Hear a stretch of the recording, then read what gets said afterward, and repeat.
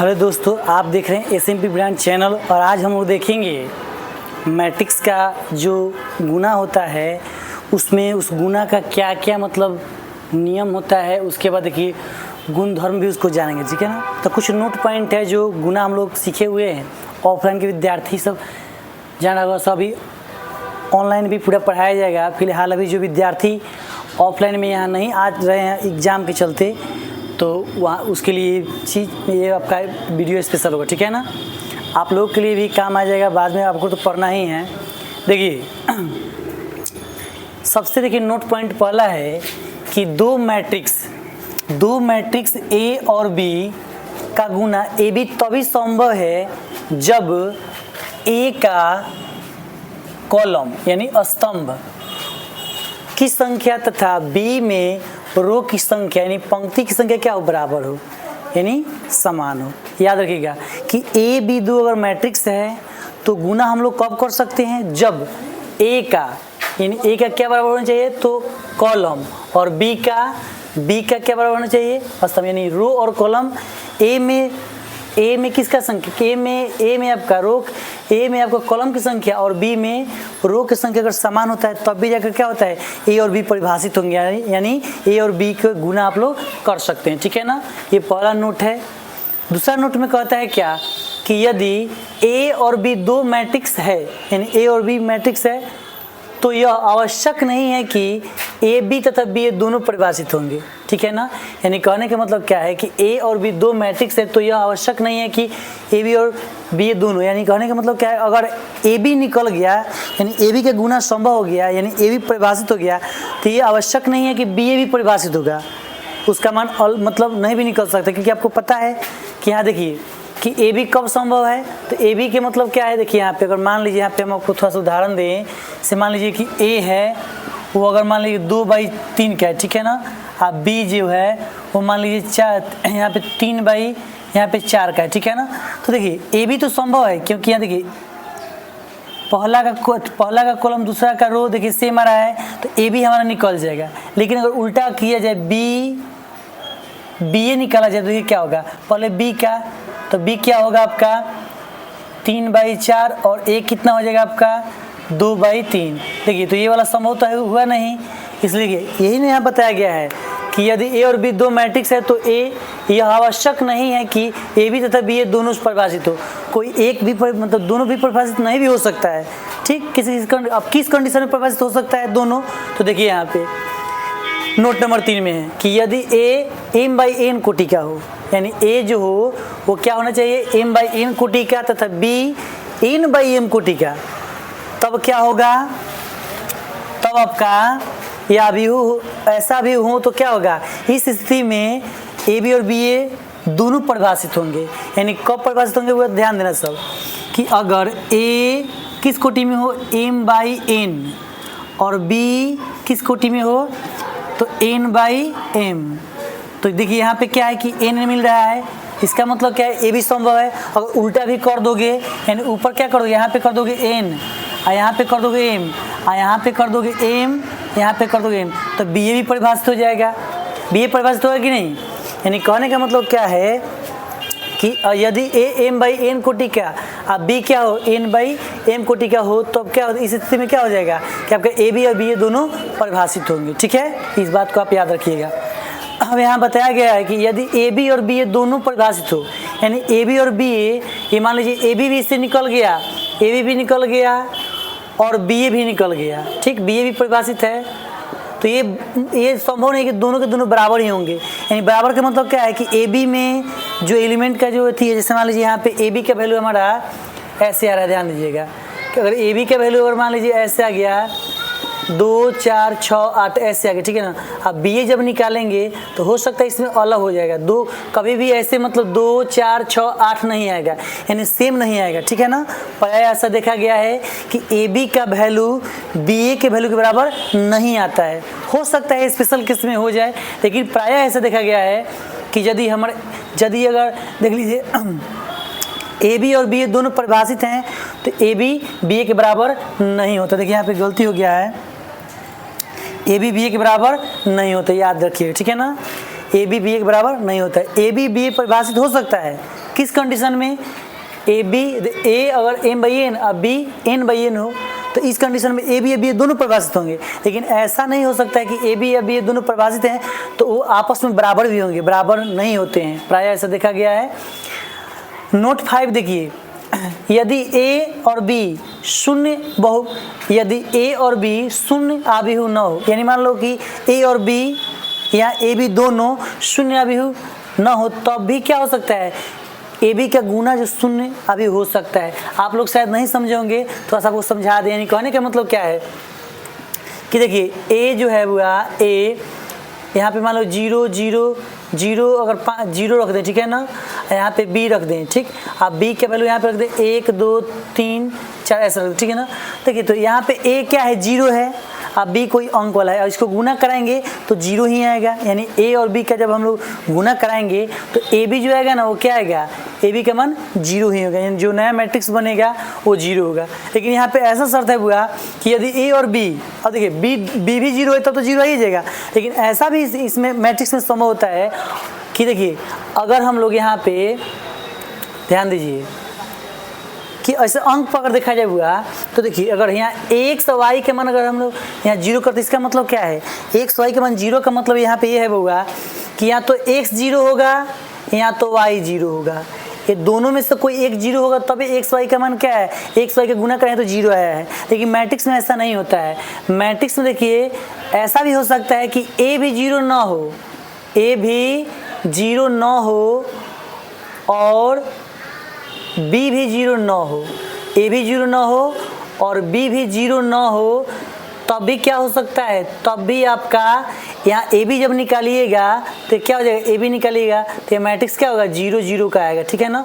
आप इसको निकाल लीजिएगा। देखिए क्या लिखे हैं यहाँ पे, लिखे हैं बुआ a में लिखे हैं -1 1 1, देखिए यहाँ पे -1, ठीक है ना। बी में लिखे हैं 2 2 2 सब 2। आप क्या कीजिएगा ना कि इसको गुना जब कीजिएगा तो ए भी जब निकलेगा तो यहाँ पे क्या होगा? 0 आएगा। तो इससे पता ये चलता है हुआ कि ए मैट्रिक्स में ए या बी में अगर दोनों में से कोई भी 0 नहीं है और तभी अगर कुछ ऐसा स्थिति आता है जैसे यहाँ पे आप हम दिए हैं तो यहाँ पे क्या है? इसको जब गुना करें तो 0 मैट्रिक्स हो जाएगा। ये लिखा है कि यदि ए और बी शून्य आव्यूह न हो तब भी इसका गुना ए बी यानी शून्य आव्यूह हो सकता है, यानी शून्य हो जाएगा, ठीक है ना। इसको आप गुना करके देख सकते हैं, ठीक है ना। जगह का थोड़ा कमी है इसलिए हम थोड़ा सा ऐसा ही आपको समझा दें। आप तो गुना तो कर ही लेते हैं आप लोग, इसमें कोई बड़ी बात नहीं है, इसलिए हम शॉर्टकट चल रहे हैं, ठीक है ना। ये सब आप समझ गए होंगे। अब चलिए यहाँ पे बताया गया है कि आव्यूह के गुणन का गुणधर्म, जैसे हम लोग जोड़ में गुणधर्म पढ़े थे वैसा ही क्या है गुना का भी दो मैट्रिक्स का मल्टीप्लिकेशन करते हैं तो उस समय भी क्या होता है वहाँ उसको भी कुछ गुणधर्म होता है, उसको देख लेते हैं। देखिए यहाँ पे बताया गया है कि आव्यूह का गुना यानी आव्यूह का गुणन क्या करता है हुआ तो क्रम विनिमय नियम का पालन करता है। क्रम विनिमय नियम का मतलब क्या है कि यदि हम लोग क्रम विनिमय नियम का पालन नहीं करता है कौन तो आव्यूह के गुणन जो है क्रम विनिमय नियम का पालन नहीं करता है। कैसे? देखिए अगर आप ए बी निकालते हैं बी ए निकालते हैं तो ये दोनों आपस में बराबर नहीं होता। देखिए नोट में आप लोग पढ़े हैं, यहाँ पे देखिए यहाँ बताया ना कि ए बी और बी ए जब दोनों परिभाषित होंगे तो अभी देखिए ए बी और बी ए प्रायः बराबर नहीं होते। इसलिए हम कह सकते हैं क्या कि आव्यूह का जो गुणन है वो क्या है क्रम विनिमय नियम का पालन नहीं करता है।